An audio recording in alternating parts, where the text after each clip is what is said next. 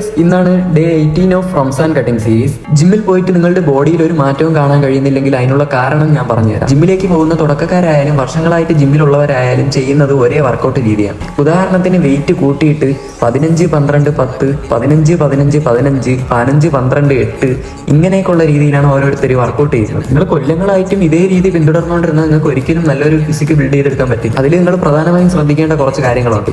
ഇന്ന് ഉദാഹരണത്തിന് ചെസ്റ്റിന്റെയും ട്രൈസിന്റെയും ദിവസമാണെങ്കിൽ ചെസ്റ്റിന് 4 വർക്കൗട്ടും ട്രൈസിന് 2 വർക്കൗട്ട് ആയിരിക്കും.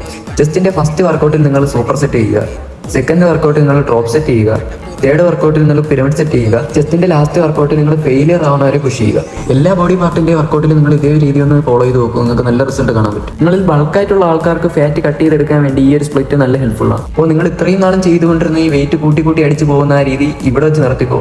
എന്നിട്ട് ഈ രീതി പിന്തുടർന്നോ, എന്നാൽ നിങ്ങൾക്ക് നല്ലൊരു ഫിസിക്കൽ സെറ്റ് ചെയ്തെടുക്കാൻ പറ്റും. ഇതുപോലത്തെ കൂടുതൽ ഫിറ്റ്നസ് റിലേറ്റഡ് ആയിട്ടുള്ള വീഡിയോസിന് വേണ്ടി എൻ്റെ അക്കൗണ്ട് ഒന്ന് ഫോളോ ആക്കി വെച്ചോ. അപ്പോൾ അടുത്ത വീഡിയോ കാണാം.